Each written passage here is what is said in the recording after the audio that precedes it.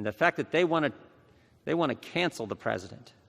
The president who cut taxes, the president who reduced regulations, the president prior to COVID had the greatest economy, lowest unemployment in 50 years, the president who got us out of the Iran deal, put the embassy in Jerusalem, brought hostages home from North Korea, put 3 great justices on the Supreme Court, gave us a new NAFTA agreement, the Abraham Accords, the COVID vaccine, and who built the wall.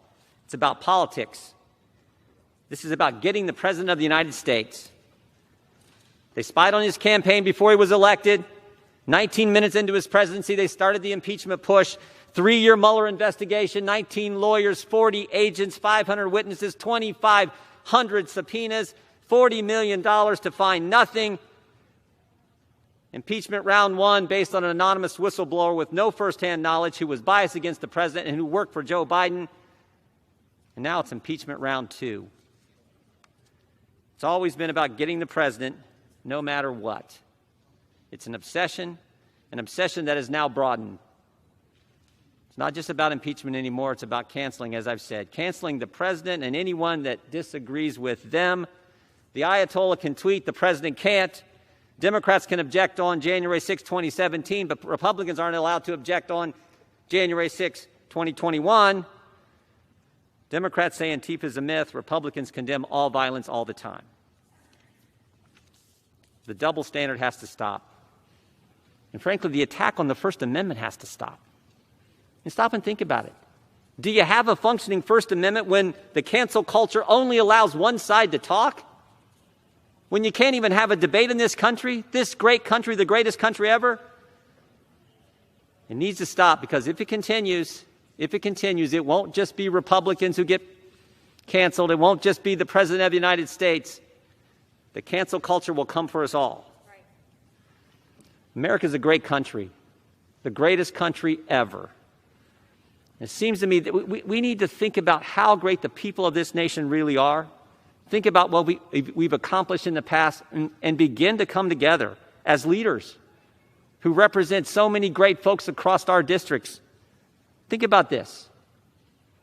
Think about this. In 1903, in Kitty Hawk, North Carolina, 2 guys fly this thing they called a plane 100 feet. Barely got off the ground. Barely got off the ground. Amazing thing. 44 years later, Chuck Yeager breaks the sound barrier. In 44 years, we go from 2 guys flying a contraption they called a plane a few hundred feet to Chuck Yeager breaking the sound barrier. And 22 years after that, another American steps on the moon. Think about it. In one lifetime, in 66 years, 2 guys flying 100 feet to putting a man on the moon. That's what this country is capable of. That's what we can do. And we, as the Congress who represent the people who did that, should start leading. Should start understanding what really is going on here. So I hope we defeat this. I hope we can begin to come together and recognize the greatness of the American people and focus on the things they want us to focus on. I yield back our time. Gentlemen. And today's actions of the Speaker just confirm that. But frankly, and I've said this before, what else are they going to talk about? I mean, they're so focused on the January 6th committee. What else are they going to talk? Are they going to talk about crime? The fact that crime is up in every major urban area in this country? They're going to talk about the border crisis? I mean, think about this. March was the highest month on record for illegal crossings until April. April was the highest month on record until May. May was the highest month on record until June. Can't talk about that. They're going to talk about inflation. They're going to talk about the fact that the price of eggs is up, the price of milk is up, the price of bread is up, the price of gas is up, the price of an airline ticket is up, the price of the price of everything is up. They can't talk about that. So they're going to be partisan, and they're going to focus on this. But as the leader said, and as Mr. Banks said, I don't think they're going to address the fundamental question. The fundamental question of why wasn't there a proper security presence at the Capitol that day? They're not going to address that. And only one person can answer that question. Only one. Speaker of the United States House of Representatives.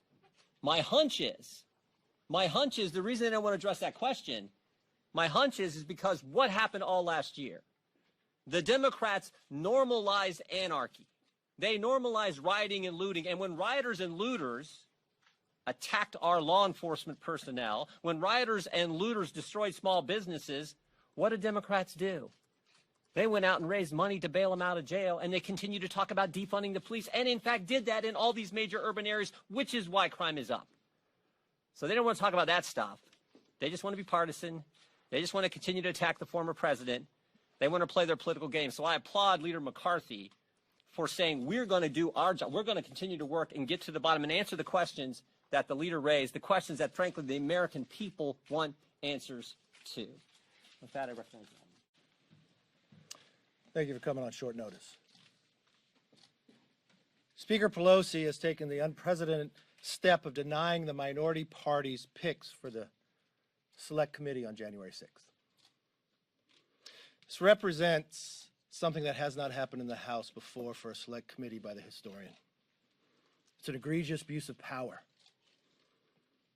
Pelosi has broken this institution, denying the voice of members who have served in the military. Jim Banks, a Navy veteran who served in Afghanistan, serves on HASC, chair of the largest caucus in the Republican Conference, and law enforcement, as well as a leader of a standing committee. Jim Jordan isn't ranking of just his first committee, he's done it before. Jim Jordan has served on Select Committee and serves on one now.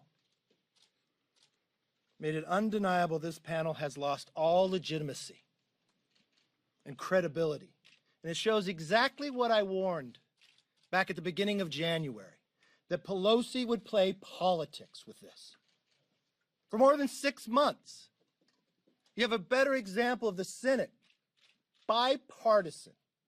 Schumer didn't pick who went on of the Republicans. They already have the report done by 2 different committees. 2 main questions. Why was the Capitol so ill-prepared for that day when they knew on December 14th they had a problem? And what have we done to make sure that never happens again? Pelosi has created a sham process. Unless Speaker Pelosi reverses course and seats all 5 Republicans, we will not participate. But we think it's too important that those 2 questions, why were we ill-prepared? Why did they know on December 14th? Why would they jeopardize the lives of the Capitol Police? We will run our own investigation.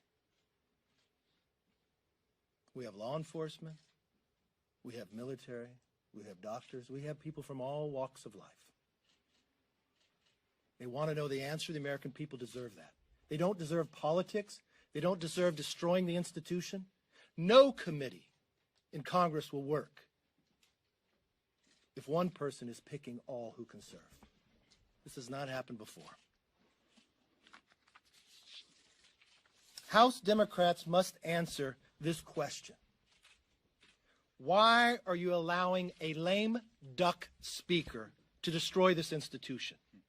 This is the people's house, not Pelosi's house. We will do our job, though. We asked to do our job. We want to do our job. I may object to the people that she put on the committee, but I respect her right to do it, just as every leader has done before. Destroy an institution for your own political gain. America expects more and deserves more. With that, I want to bring up Congressman Jim Banks, individual who served his country in Afghanistan, served in a state legislature, serves in Congress, is chair of the largest caucus in the Republican Conference. Jim Banks. To go forward if what you say you want is a bipartisan investigation into what happened on January 6th. For the same politics Pelosi played then, the same time which you used the scope of that. Remember how long it took. On January 13th, Rodney Davis and myself both requested the 9/11 Commission. Even those who ran the 9/11 Commission criticized Nancy Pelosi for what she wanted to do. We had Officer Evans killed on Good Friday. She said you could.